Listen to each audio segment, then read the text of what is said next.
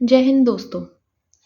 हमारा आज का टॉपिक, जैसा कि आप सभी ने, मैंने एक पोल क्रिएट किया था कि आपको कौन सा नेक्स्ट वीडियो चाहिए, किस सब्जेक्ट के ऊपर चाहिए, किस विषय के ऊपर चाहिए। So all of you guys have given the maximum votes to the topic RPSC, Rajasthan Lok Seva आयोग। तो देखिए, इसी के साथ हम ये वीडियो स्टार्ट करते हैं। राजस्थान लोक सेवा आयोग, तो देखो आरपीएससी। अब सबसे पहली बात, अगर आरपीएससी की बात की जाए तो राजस्थान लोक सेवा आयोग का मुख्यालय कहाँ है? तो राजस्थान लोक सेवा आयोग का मुख्यालय है अजमेर। अब मैंने यहाँ पे एक बात लिखी है कि 1956 में बनाया गया। अब इसका क्या मतलब है, ये हम आगे कुछ पॉइंट्स जो हैं वो कवर करेंगे हम आगे आने वाले चीज़ों में। देखिए, सबसे पहले अगर मैं आरपीएससी की बात करूं तो आरपीएससी एक संवैधानिक सलाहकारी निकाय है और ये बहुसदस्यीय आयोग है। मतलब इसमें बहुत सारे सदस्य होते हैं, बहुत सारे मेंबर्स होते हैं, एक मेंबर नहीं होता। ठीक है, हाँ, तो इसमें एक मेंबर नहीं होता, इसमें बहुत सारे मेंबर्स होते हैं। नेक्स्ट देखिए, आरपीएससी का उल्लेख हमें कहाँ मिलता है? जैसा कि हमने लिखा है संवैधानिक है ना। एक होता है संवैधानिक, एक होता है सांविधिक। वो मैंने लास्ट वीडियो में भी डिस्कस किया, आप जाके वहाँ देख सकते हैं। तो उल्लेख कहाँ पर है? संविधान के, हमारे कॉन्स्टिट्यूशन के भाग 14 और अनुच्छेद 315 से लेकर 323 तक जो आपके आर्टिकल्स हैं उसमें आपके आरपीएससी का, या हम बोल सकते हैं लोक सेवा आयोग, है ना। जरूरी नहीं है आरपीएससी राजस्थान लोक सेवा आयोग नहीं, लोक सेवा आयोग का उल्लेख मिलता है हमें, डिस्क्रिप्शन मिलता है। तो देखिए, अब इम्पॉर्टेंट बात यह है कि राजस्थान लोक सेवा आयोग कब से स्टार्ट हुआ। मीन्स ऐसा था क्या कि आफ्टर इंडिपेंडेंस लोक सेवा आयोग बने, या फिर बिफोर इंडिपेंडेंस भी लोक सेवा आयोग चल रहे थे क्या? तो बिल्कुल चल रहे थे। 3 रियासतें ऐसी थी जिसमें आज़ादी से पहले भी लोक सेवा आयोग थे। कौन कौन सी थी वो? पहली थी जोधपुर, जहाँ पे 1939 में स्थापित था लोक सेवा आयोग। फिर जयपुर में हुआ उसके 1 साल बाद 1940 में, और उसके बाद था बीकानेर 1946 में। तो आपको याद रखना है जोधपुर, जयपुर और बीकानेर। अब हुआ क्या एक्चुअली, जब हमारा देश आज़ाद हुआ, मीन्स जब हमारे इंडिया को, भारत को हमारे इंडिपेंडेंस मिली इन 1947, अब उसके बाद में ये चीज़ें स्टार्ट हुई कि एक लोक सेवा आयोग होना चाहिए। तो उसके अंदर मतलब बहुत सारी समितियां भी थी। वो डिटेल में पढ़ना चाहो तो पढ़ सकते हो, अदरवाइज इतना कोई क्वेश्चन बनता नहीं है। तो उसके बाद ये जो 3 रियासतें थी, उसके बाद 16 अगस्त 1949 को ये 3 रियासतों में लोक सेवा आयोग को ख़त्म कर दिया गया। तो आपको ये ध्यान रखना है एक्चुअली क्या हुआ था, या वैसे भी याद रखोगे अभी। जैसे स्थापना दिवस आपको नीचे दिख रहा होगा, 22 दिसंबर 1949 को आरपीएससी का स्थापना दिवस मनाया जाता। तो उससे पहले एक्चुअली क्या हुआ, एक अध्यादेश निकाला किसने, उसके उस समय के जो एक तत्कालीन राज प्रमुख थे और इकलौते राज प्रमुख थे सवाई मानसिंह, उन्होंने एक अध्यादेश निकाला कि ये लोक सेवा आयोग जो है उसका गठन किया जाएगा, है ना। तो वो जो अध्यादेश निकला, वो उसकी डेट और उसके बाद जब वो आया, उसी के तहत, उसी के आसपास ये जो 3 रियासतें थी, इनके अंदर लोक सेवा आयोग को समाप्त किया गया। तो ये डेट आपको इस तरीके से याद रखनी है कि वो थी 16 अगस्त 1949। अब देखिए, आरपीएससी गठन का अध्यादेश कब जारी हुआ? मैं बोल रही हूँ ना, अध्यादेश अध्यादेश बार बार। अध्यादेश मीन्स वो आदेश जिसे राज्यपाल, या फिर आप बोल सकते हो उस टाइम जो थे हमारे, कौन थे, राज प्रमुख थे, वो साइन करते हैं, खुद के हस्ताक्षर से निकालते हैं, आदेश पे साइन कर देते हैं, उसे हम बोल देते हैं अध्यादेश। तो अध्यादेश कब जारी हुआ? ये 20 अगस्त 1949 को अध्यादेश जारी हुआ था। और आरपीएससी का स्थापना दिवस कब मनाया जाता है? एक्चुअली ये अध्यादेश जारी होने के बाद जब गजट में प्रकाशन होता है ना, राजपत्र में तो वो पहले प्रकाशित हो गया था, लेकिन गजट में प्रकाशित हुआ था, उसके बाद स्थापना दिवस मनाया जाता है 22 दिसंबर 1949 को। आपको ये ध्यान रखना है। अब आरपीएससी की स्थापना अगर आपसे पूछ ले किस कमीशन के तहत हुई है, तो आपको ध्यान रखना है ली कमीशन के तहत हुई है। ये कमीशन बना था जिसके तहत लोक सेवा आयोग स्थापित किए गए थे इन इंडिया, तो वो था ली कमीशन। आपको ये ध्यान रखना है। अब 22 दिसंबर 1949 को स्थापना हुई थी, तो अभी हम 2025 में है ना। तो 2025 में अभी जो आएगा 22 दिसंबर, उसको 77 जो है 77वां स्थापना दिवस मनाया जाएगा आरपीएससी का। अब देखिए, आरपीएससी का मुख्यालय पहले अजमेर नहीं था। जब ये स्थापित हुई, इसका मुख्यालय, मतलब 22 दिसंबर 1949 को जब ये स्थापित हुई, तो इसका मुख्यालय जयपुर था। लेकिन एक कमेटी थी, पी सत्यनारायण राव समिति, उस समिति की सिफारिश पे जो आरपीएससी का मुख्यालय है उसको जयपुर से अजमेर शिफ्ट कर दिया गया। और कब किया गया? ये 1 नवंबर 1956 को किया गया। आप बोल सकते हो कि 42nd अमेंडमेंट जब हुआ था, जिसके तहत राज प्रमुख का जो पद था वो समाप्त करके राज्यपाल का पद सृजित किया गया था, उसी के अंदर ये भी हुआ था कि मुख्यालय अजमेर शिफ्ट कर दिया गया। So you have to remember this thing.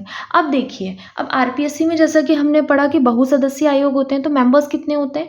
Members आपके पास होते हैं कि जैसे जब स्टार्ट हुई थी तब था एक अध्यक्ष और 2 सदस्य होते थे, मतलब टोटल 3 मेंबर होते थे। एक अध्यक्ष, एक चेयरमैन होता था और बाकी 2 मेंबर्स होते थे। लेकिन 2011 में इसकी संख्या बढ़ाई गई और एक अध्यक्ष और 7 सदस्य इसकी संख्या हो गई। मतलब आप बोल सकते हो टोटल आपके पास कितने हो गए? 8। लेकिन अभी 2025 में जो है वो सबसे इम्पॉर्टेंट है कि अभी इसकी संख्या हो गई है कितनी? एक अध्यक्ष प्लस 10 सदस्य। अभी रिसेंटली 1-2 महीने पहले ये न्यूज़ आई थी कि अब आरपीएससी के जो मेंबर्स हैं उनकी संख्या बढ़ा दी जाएगी। एक अध्यक्ष हो गए और 10 सदस्य हो गए, और आरपीएससी में सचिव होता है जो आईएएस रैंक अधिकारी होता है। ये भी आपको ध्यान रखना है। अब देखिए, इम्पॉर्टेंट ये है कि सदस्यों की संख्या कौन निर्धारित करता है? तो सदस्यों की संख्या जो है वो निर्धारित करते हैं राज्यपाल, है ना? ये आपको याद रखना है। तो यहाँ तक हमने कुछ बेसिक चीज़ें पढ़ी अबाउट द राजस्थान लोक सेवा आयोग। अब हम जा रहे हैं इसके अनुच्छेद पे, है ना? ज़्यादा अनुच्छेद नहीं है। अनुच्छेद जो आपके इम्पॉर्टेंट है वो 315 से 323 ही इम्पॉर्टेंट है जो पूछे जाते हैं। अब क्या है कि मैंने देखा है कि जो मेरा चैनल है वो सब लोग देखते हैं। अब उसमें कुछ लोग ऐसे भी हैं जो असिस्टेंट प्रोफेसर की तैयारी कर रहे हैं, और असिस्टेंट प्रोफेसर और फर्स्ट ग्रेड एग्जाम भी, तो उनमें थोड़ा सा डीप पूछते हैं। डीप इन सेंस कि वो सब क्लॉजेस पे भी जाते हैं। तो जो स्टूडेंट्स ऐसे हैं, जो मेरे साथी ऐसे हैं जो सिर्फ 4th ग्रेड, 3rd ग्रेड या फिर और कोई एग्ज़ाम जिसमें इतना जीके डीप नहीं पूछा जाता, आरपीएससी के एग्ज़ाम्स हो गए, अगर वो आप कर रहे हो, जैसे अभी वीडियो है पर उसमें पॉलिटी नहीं है, लेकिन और भी एग्ज़ाम्स हैं जैसे 2nd ग्रेड हो गया, अगर आप ऐसे एग्ज़ाम्स की तैयारी कर रहे हो तो फिर आप थोड़ा सा इसको स्किप भी कर सकते हो। मतलब जहाँ जहाँ आपको ज़रूरी ना लगे आप थोड़ा सा फास्ट फॉरवर्ड करके देख सकते हो। Otherwise for the exams like assistant professor और जिसमें डीप में आता है उसके लिए मैंने ये सब क्लॉजेस ऐड किए हैं। तो देखिए, अनुच्छेद 315, अब हमारे अनुच्छेद स्टार्ट हो रहे हैं राजस्थान लोक सेवा आयोग के आरपीएससी के 315 से। तो 315 में सबसे पहली बात है, कैसे याद करेंगे? गठन ही हो गया, क्योंकि भाई जब तक बनेगा नहीं तब तक आप कैसे जानोगे किसी भी आयोग के बारे में? तो राज्य लोक सेवा आयोग का गठन वो कौन से में है? वो अनुच्छेद 315 में है। अब अनुच्छेद 315 में आपके 2 सब क्लॉज है, 2 पार्ट्स हैं इसके। कौन कौन से? 315(1) और 315(2). अब एक इम्पॉर्टेंट बात आपको ध्यान रखनी है कि किसी भी राज्य के लिए एक राज्य लोक सेवा आयोग होता है। जैसे हम राजस्थान में हैं तो हमारे राजस्थान लोक सेवा आयोग है। लेकिन क्या ऐसा पॉसिबल है कि मतलब 2 राज्यों का एक ही हो? संयुक्त भी होता है, बिल्कुल होता है। अब वो आप ध्यान रखना, हर जगह जो सब क्लॉजेज हैं उनमें अलग से दे रखा है। जैसे एक तो ये हो गया कि एक पर्टिकुलर राज्य के लिए हो गया, एक ही स्टेट के लिए हो गया, लेकिन जहाँ पे आपका कंबाइन है वो भी आपके यहाँ मेंशन है। और आप ये ध्यान रखेंगे कि जो स्टेट का होता है, स्टेट के अंदर जो नियुक्ति होती है सदस्यों की, जो स्टेट वाला होता है, मतलब एक स्टेट का एक हो गया, तो वहाँ पे तो जो राज्य होता है उसका कंट्रोल होगा। तो जो राज्यपाल होंगे अधिकतर, मतलब सारे जो आर्टिकल्स है वो राज्यपाल से ही रिलेटेड है, क्योंकि राज्यपाल ही नियुक्ति करते हैं आरपीएससी मेंबर्स और अध्यक्ष की, तो वो राज्यपाल करेंगे। लेकिन जहाँ जॉइंट की बात आ जाएगी, जहाँ जिसको हम बोलते हैं जॉइंट पब्लिक सर्विस कमीशन, तो मैंने ये टर्म्स लिखी जेपीएससी, देख सकते हैं आप जेपीएससी। तो जहाँ जहाँ इसकी बात होगी तो वहाँ पे किसी एक राज्य के पास पावर नहीं होती, तो उस केस में कौन होगा सर्वे सर्वा, या बोल सकते हो सर्वोपरि हो गए राष्ट्रपति। तो राष्ट्रपति करेंगे। आप ये ऐसे ही याद कर लो, सब जगह आपका ये अप्लाई हो जाएगा। तो देखो 315(1) की अगर हम बात करें तो प्रत्येक राज्य में एक पीएससी मतलब पब्लिक सर्विस कमीशन होगा, है ना? उसका गठन कौन करेंगे? राज्यपाल करेंगे। राज्यपाल गठन करते हैं। और राज्यपाल किस विधि से गठन करेंगे? तो वो विधि जो राज्य विधानमंडल बनाता है उस विधि के तहत आरपीएससी या लोक सेवा आयोग का गठन होता है। अब 315(2) ये कहता है कि 2 या 2 से अधिक राज्यों के लिए एक संयुक्त लोक सेवा आयोग हो सकता है, जिसे हम जेपीएससी कहेंगे शॉर्ट में। और इसका गठन कौन करेगा? मैंने कहा अपर करेगा ना कोई, तो वो करेगा सेंट्रल से संसद करेगी। आपको ये ध्यान रखना है, ठीक है? तो ये आपका इम्पॉर्टेंट हो गया। अब ये देखिए 315 में हो गया गठन। फिर हम आगे बढ़ते हैं अनुच्छेद 316। अब 316 में क्या है? जो अध्यक्ष और सदस्य हैं उनकी नियुक्ति है और उनकी पदावधि है, कि मतलब वो कितने टेन्योर उनका कितना होता है। अब नियुक्ति कौन करेगा? देखो गठन राज्यपाल ने किया है, तो नियुक्ति भी राज्यपाल ही करेंगे। लेकिन इंपॉर्टेंट है, देखो 316 में आपके पास आपको 3 मिलेंगे, और भी आपके सब हैं, लेकिन आप पहले देखो ये 3 याद करो। एक 316 एक कहता है कि जो आपके लोक सेवा आयोग होता है, जैसे राज्य लोक सेवा आयोग होगा, उसके अंदर जो आपके अध्यक्ष और सदस्य होंगे उनकी नियुक्ति राज्यपाल करेगा और मंत्रिपरिषद की सलाह पे करेगा। मंत्रिपरिषद में सीएम भी आ गए और अन्य मंत्री भी आ गए। नेक्स्ट देखो, अगर जेपीएससी मीन्स आपका संयुक्त है तो उस केस में जो नियुक्ति करेंगे वो राष्ट्रपति करेंगे, है ना, क्योंकि वो सेंट्रल लेवल पे बात चली गई। और इम्पॉर्टेंट ये है कि यहाँ पे आपके जो ये नियुक्त होते हैं, कौन से लोग नियुक्त होते हैं, मतलब कौन से व्यक्ति नियुक्त हो सकते हैं, तो आपको ध्यान रखना है कि 50% तो ऐसे लोग होंगे जिनको 10 वर्ष का अनुभव होगा किसी भी राज्य सरकार के अधीन या आपका सेंट्रल गवर्नमेंट के अधीन उन्होंने 10 साल मिनिमम काम किया हो। और आधे लोग ऐसे होंगे जो कुछ आपकी फील्ड्स हो गए जैसे कानून से, है ना, समाज सेवा, इन सब से रिलेटेड होंगे, और ऐसे उनका कुछ और कोई उनकी योग्यता नहीं है, है ना, ये आपको ध्यान रखना है। नियुक्ति कौन करेगा ये है। फिर देखो 316 2 में है कि इनकी पदावधि कितनी होती है, तो इनकी पदावधि होती है या 6 वर्ष, मतलब 6 वर्ष वैसे ये काम करते हैं, लेकिन इनकी एज 62 होती है। तो जो भी पहले हो, अगर इनके 6 वर्ष पहले कंप्लीट हो गए तो रिटायर हो जाएंगे। अगर 62 के भी हो गए, मान लो 4 ही वर्ष हुए काम करते हुए लेकिन 62 एज हो गई, तो वो रिटायर होंगे ही होंगे, क्योंकि 62 मैक्सिमम एज इनके काम करने की। देखो मैंने कहा जो भी पहले हो, आरपीएससी और जेपीएससी दोनों की। अब देखो यहाँ पे एक्चुअली क्या था, यहाँ पे पहले जो स्टार्टिंग में था वो 60 ईयर्स था, लेकिन 60 से एज 62 कर दी गई। कौन से अमेंडमेंट से? 41st जो कॉन्स्टिट्यूशनल अमेंडमेंट एक्ट था 1976 का, उससे इनकी एज बढ़ा दी। नेक्स्ट देखो 316 का 3 ये कहता है कि लोक सेवा आयोग के सदस्य कार्यकाल समाप्ति के बाद उसी पद पर पुनर्नियुक्ति के पात्र नहीं होते। ये आपको इंपॉर्टेंट है, ये आगे भी होगा जहाँ पे निषेध बताया गया है कि कौन कौन नहीं होते, लेकिन पुनर्नियुक्ति के पात्र नहीं होते। ये कौन से अनुच्छेद में बताया? 316(3). मतलब क्या है कि मान लो कि आरपीएससी के कोई एक मेंबर, मान लो अभी कोई एक मेंबर है, अगर वो रिटायर हो जाते हैं तो वो रिटायर होने के बाद उसी पद पर, मतलब सदस्य के ही पद पर वापस से नियुक्ति के पात्र नहीं होते, उनको अपॉइंट नहीं किया जा सकता वापस उसी पोस्ट पे, है ना। तो ये इंपॉर्टेंट है, इसको हम डिटेल में डिस्कस करेंगे। अब देखो 316(1) का क से आप याद कर सकते हो कार्यवाहक। तो एक्चुअली में क्या होता है कि मान लो अगर अध्यक्ष का पद रिक्त है, कार्यवाहक चाहिए, ऑब्वियस सी बात है, कोई काम संभालने को तो चाहिए, तो उस केस में क्या होगा, राज्यपाल ही जो अन्य सदस्य हैं उनमें से नियुक्त करेंगे किसी को एज एन अध्यक्ष, है ना। और वहाँ पे जहाँ पे जेपीएससी है, मतलब जॉइंट पब्लिक सर्विस कमीशन है, तो वहाँ प्रेसिडेंट अपॉइंट करेंगे। अब ये जो प्रावधान है ये कौन से उससे किया गया है? कॉन्स्टिट्यूशन अमेंडमेंट एक्ट से। तो ये 15 से किया है, जो 1963 में, ये ध्यान रखना। ये जो आपका पदावधि वाला है 60 से 62, वो किया गया 41st 1976 वाला, और ये वाला 15वें से किया गया है। तो यहाँ तक आपने देखा 315 हुआ और 316 हुआ। नेक्स्ट देखो आपके पास 316 2 का क है, 2 का भी क है, जैसे 1 का था, तो 2 का क क्या कहता है कि जो आपके अध्यक्ष और सदस्य है आरपीएससी के, वो अपना त्यागपत्र राज्यपाल को देते हैं। नियुक्ति भी राज्यपाल करता है, ये अपना त्यागपत्र भी राज्यपाल को ही सबमिट करते हैं अपने साइन के साथ, स्व हस्ताक्षर के साथ, लेख द्वारा, है ना। और ऐसे ही जो जॉइंट पब्लिक सर्विस कमीशन के हो गए, अगर उनको त्यागपत्र देना है तो वो किसको देंगे? वो राष्ट्रपति को देंगे, है ना। अब एक इम्पॉर्टेंट बात आपको ध्यान रखनी है कि अभी रिसेंट की बात है, बहुत रिसेंट बात है कि आरपीएससी की एक मेंबर हैं जिनका नाम है मंजू शर्मा। इन्होंने अभी रिसेंटली अपना त्यागपत्र दिया है ना, तो इसीलिए ये अभी बहुत इंपॉर्टेंट हो जाता है। इन्होंने भी अपना त्यागपत्र अभी दिया है और इनका त्यागपत्र स्वीकार भी कर लिया गया है, तो अभी ये नो लॉन्गर अभी ये मेंबर नहीं है हमारे आरपीएससी की, ठीक है। तो आपको ये ध्यान रखना है। तो आपका ये वाला अनुच्छेद हुआ। अब देखो अनुच्छेद, देखो हम वापस से रिवाइज करते हैं। 315 में हमने देखा कि गठन आरपीएससी का, है ना। 316 में हमने देखा कि उनकी नियुक्ति और पदावधि। ऐसे अब 317 नियुक्ति हो गई। नियुक्ति के बाद क्या होता है कि हटा भी सकते हो। तो देखो जो आपकी पब्लिक सर्विस कमीशन है उसके अध्यक्ष और सदस्यों की बर्खास्तगी भी हो सकती है और उनका निलंबन भी हो सकता है। अब इम्पॉर्टेंट क्या है, इसमें भी आपके 4 सब क्लॉजेज हैं। पहला कि अगर आरपीएससी का मेंबर या फिर अध्यक्ष, उसके ऊपर कदाचार का आरोप सिद्ध हो जाता है। कदाचार का मतलब होता है जो मिसबिहेव होता है ना, दुराचार, उसी को कदाचार कहते हैं। तो अगर उसका आरोप सिद्ध हो जाता है तो उसकी जाँच करता है सुप्रीम कोर्ट। ये भी पूछा जाता है कई बार। जांच कौन करता है? Supreme court.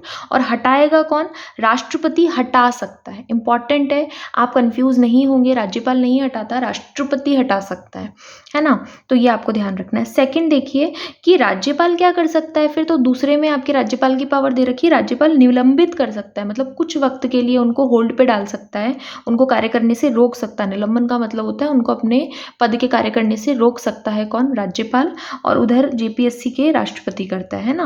नेक्स्ट देखिए, कदाचार के अलावा क्या, मतलब 317 का 3 है कि क्या कदाचार के अलावा कोई और भी लगते हैं आरोप जिससे राष्ट्रपति हटाता है? जी, आपके कदाचार के अलावा अगर दिवालिया घोषित हो जाए कोई अध्यक्ष या सदस्य, या फिर कोई असक्षम हो शारीरिक और मानसिक रूप से, या तीसरा अगर वो कोई अन्य लाभ का पद धारण कर ले, तो उस केस में भी राज्यपाल और या राष्ट्रपति हटाएगा, है ना। नेक्स्ट देखिए, आपके जो 317 का 4 ये है कि और भी कुछ होता है बिल्कुल। अगर आपका कोई अध्यक्ष या सदस्य किसी निगमित कंपनी का मतलब हो गया कॉरपोरेट, है ना, कॉरपोरेट के साथ वो लाभ ले रहा है, मतलब उनके साथ साठगांठ कर रहा है और उसके साथ लिप्तता अगर पाई जाती है, तो उस केस में भी आपके जो मेंबर्स हैं या फिर जो अध्यक्ष हैं उनको कदाचार का आरोपी ही माना जाएगा।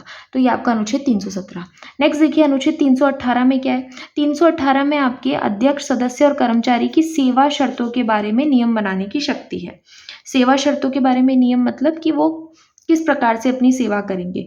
तो नेक्स्ट देखिए, इसमें 318 का जो क है उसमें है कि आरपीएससी के सदस्यों की संख्या व सेवा शर्तों का निर्धारण राज्यपाल करता है ना। मतलब उनके सदस्यों की संख्या कितनी होगी, सेवा शर्तें कितनी होगी। अब ये देखिए, अभी मैंने बोला ना कि अभी रिसेंटली 1+10 मेंबर किए हैं, तो वो आपसे पूछ लेगा कि कौन से अनुच्छेद, तो 318 का क्योंकि यहाँ लिखा हुआ है कि सदस्यों की संख्या का निर्धारण कौन करता है? राज्यपाल। ये किस अनुच्छेद में है? तो 318 के क में है ना। और वहाँ पे जॉइंट पब्लिक सर्विस कमीशन में कौन करेगा? राष्ट्रपति करेगा।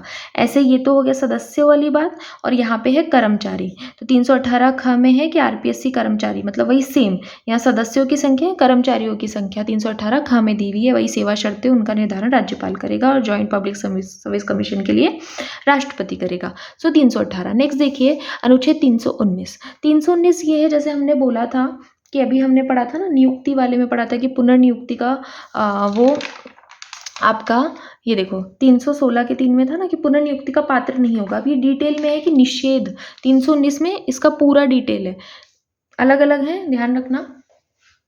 319 में है कि निषेध की सेवा निवृत्ति के बाद पद धारण करने के संबंध में उनको क्या क्या निषेध है, मतलब वो क्या नहीं कर सकते। तो ये इंपॉर्टेंट है क्योंकि बहुत बार यहाँ से घुमा के प्रश्न पूछ लिया जाता है, तो आपको ध्यान रखना है।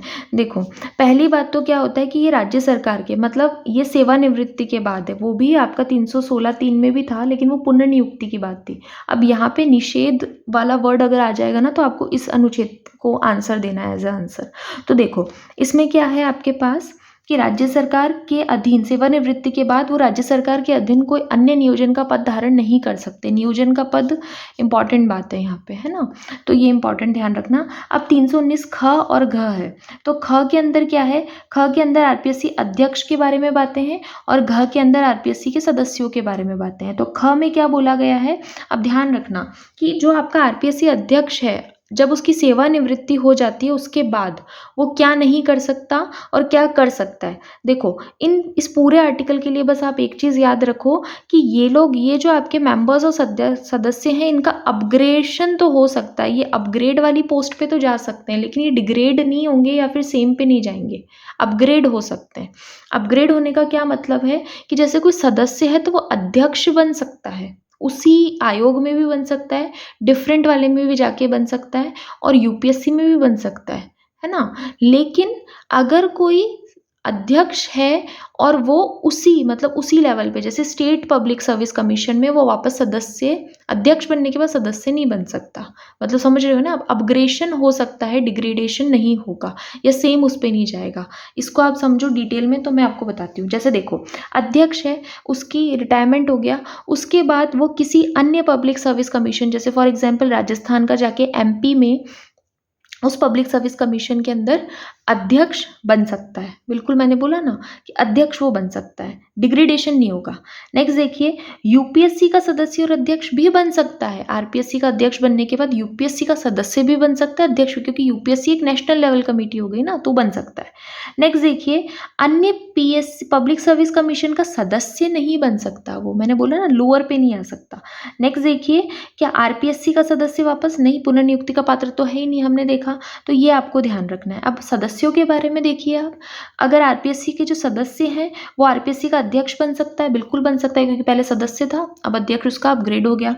नेक्स्ट देखिए, यूपीएससी का सदस्य अध्यक्ष तो बन ही सकता है। नेक्स्ट देखिए, अन्य पीएससी का अध्यक्ष बन सकता है ना, लेकिन अन्य पीएससी का या आरपीएससी का सदस्य नहीं बन सकता, ये इंपॉर्टेंट बात आपको ध्यान रखनी है। तो ये आपका अनुच्छेद 319 हुआ।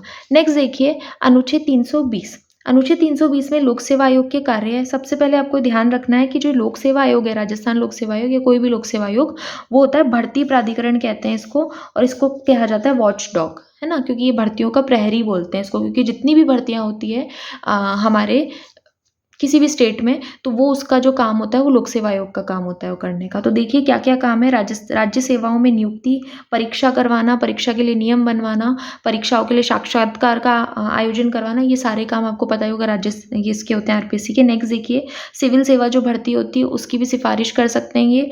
लोक सेवक जो होते हैं उनकी पदोन्नति, उनके प्रमोशन वगैरह के लिए भी सिफारिश कर सकते हैं। एक सेवा से अगर दूसरी सेवा में किसी को ट्रांसफ़र करना है तो उसके परामर्श दे सकते हैं, पेंशन के संबंध में परामर्श दे सकते हैं। तो ये लोक सेवा आयोग के कार्य होते हैं, इंपॉर्टेंट आपको ध्यान रखने हैं। अब देखिए नेक्स्ट आपके पास है अनुच्छेद 321। अनुच्छेद 321 क्या कहता है कि जो आरपीएससी के जो काम है उसके अलावा जो काम है, क्या और भी कोई काम उनको दे सकते हैं, बिल्कुल। और कौन देगा, राज्य विधानमंडल विधि बनाकर आरपीएससी के कार्यों का विस्तार कर सकता है, सिर्फ इतना से अनुच्छेद 321। और जो इसके बाद है वो है अनुच्छेद 322 कि जो लोक सेवा आयोग के व्यय होते हैं, व्यय का मतलब कि लोक सेवा आयोग के सदस्य, कर्मचारी, अध्यक्ष के जो वेतन भत्ते हो गए, उनकी पेंशन हो गई, ये सारे जो प्रावधान होते हैं वो राज्य की संचित निधि पर भारित होते हैं, मतलब संचित निधि से होते हैं। संचित निधि का मतलब होता है कंसोलिडेटेड फंड। कंसोलिडेटेड फंड का क्या मतलब हुआ, कंसोलिडेटेड फंड का मतलब वो होता है कि जो जितने भी टैक्स हो गए, जितनी भी जो आय होती है किसी भी स्टेट की, वो कंसोलिडेटेड फंड में जाती है।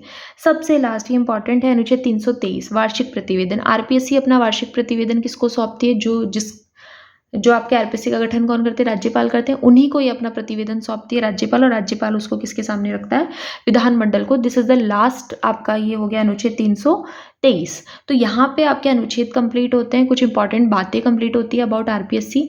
अब नेक्स्ट देखिए कुछ इंपॉर्टेंट फैक्ट्स हैं अबाउट द मेंबर्स वगैरह, और जो वर्तमान संरचना है ये अभी बहुत इंपॉर्टेंट है, क्योंकि अभी कुछ चेंजेस हुए हैं आरपीएससी में, और जब जब चेंजेस होते हैं तो वो एक करंट का क्वेश्चन भी वहाँ से ज़रूर बनता है, और उसके साथ साथ उससे संबंधित आर्टिकल भी ज़रूर पूछता है।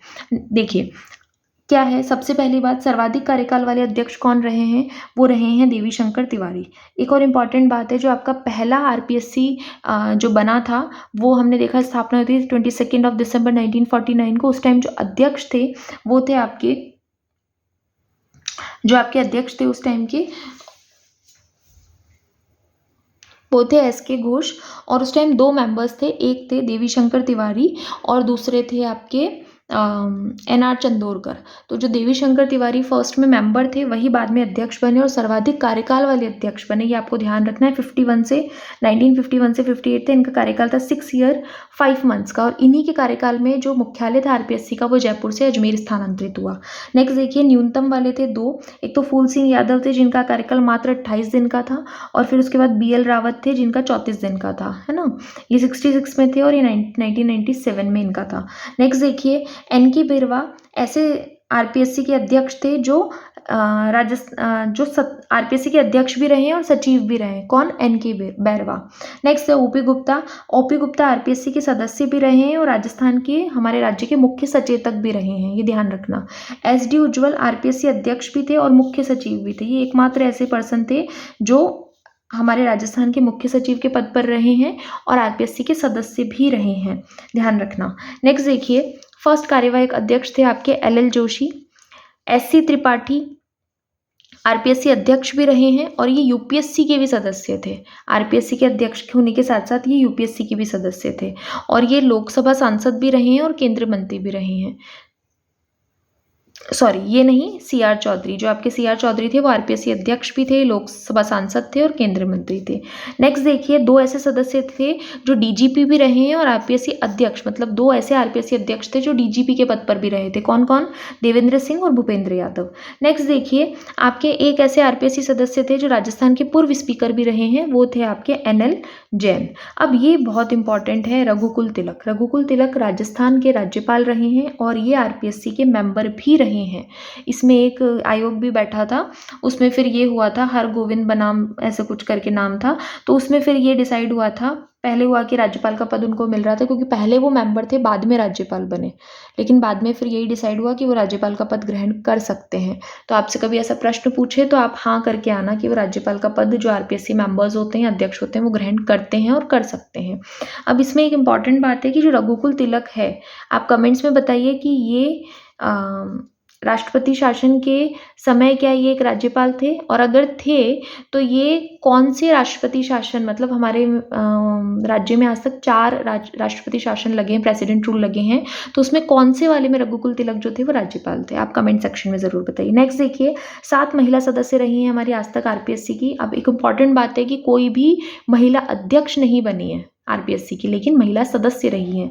कौन कौन थी देखिए, कांता कथूरिया, ये यूपीएससी की मेंबर भी रही हैं और ये महिला जो हमारे राजस्थान महिला आयोग है उसकी पहली अध्यक्ष भी थी कांता कथूरिया, है ना। नेक्स्ट है कमला भील, ये राज्य मंत्री रही हैं। प्रकाशवती शर्मा, ये भी यूपीएससी मेंबर रही हैं। नेक्स्ट है दिव्या सिंह, राजकुमारी गुर्जर, संगीता आर्या और मंजू शर्मा, इन्होंने भी अपना इस्तीफा दिया है और इनसे पहले महिला सदस्यों में से दिव्या सिंह भी अपना इस्तीफा दे चुकी है, वो भी देखिए इस्तीफा इन त्याग पत्र दे चुकी है। तो देखो, त्याग पत्र राज्यपाल को अभी तक 5 लोगों ने दिया है, कांता कथूरिया, शिवपाल सिंह, दिव्या सिंह, श्याम सुंदर शर्मा और मंजू शर्मा ने अभी रिसेंट दिया, तो टोटल हो गए 5 लोग। इनके नाम आपको ध्यान रखने हैं। अब सबसे इंपॉर्टेंट क्वेश्चन, यहाँ से 101% क्वेश्चन बनेगा। वर्तमान संरचना अभी हो गई है 1+10, कितनी हुई है? 1+10। अब इसमें अध्यक्ष अभी है उत्कल रंजन साहू और इसके सदस्य जो हैं वो देखिए अभी 3 रिक्त हैं। बाकी जो सदस्य हैं वो कौन है? Doctor Sangeeta Arya, professor Ayub Khan, colonel Kesari Singh, Kailash Chand Meena, Hemant Priyadarshi, doctor Sushil Bissu, doctor Ashok Kumar. ये जो 3 हैं ये अभी जब से मेंबर बढ़े हैं तब से, उसके बाद ये अभी न्यूली अपॉइंटेड मेंबर्स हैं। तो ये 3 मेंबर अभी अपॉइंट हुए थे और अभी जो हमारे सचिव हैं आरपीएससी के वो है रामनिवास मेहता। आरपीएससी के सचिव होने के लिए एक कंडीशन है कि आईएएस रैंक का अधिकारी होना चाहिए, वही सचिव बनता है, उसके अलावा और कोई कंडीशन नहीं है। So this is all about Rajasthan Lok Seva आयोग आरपीएससी।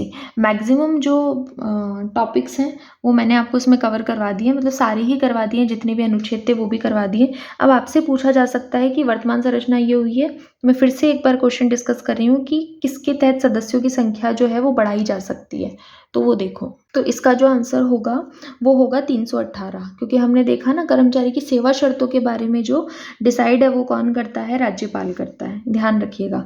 तो आरपीएससी के सदस्यों की संख्या व सेवा शर्तों 318 का पूछा जाएगा, ठीक है। सो आई होप आपको ये वीडियो पसंद आया होगा। अगर आपको पसंद आया तो प्लीज़ लाइक कीजिए, कमेंट कीजिए, शेयर कीजिए एंड सब्सक्राइब कीजिए। नेक्स्ट वीडियो में मिलते हैं। जय हिंद।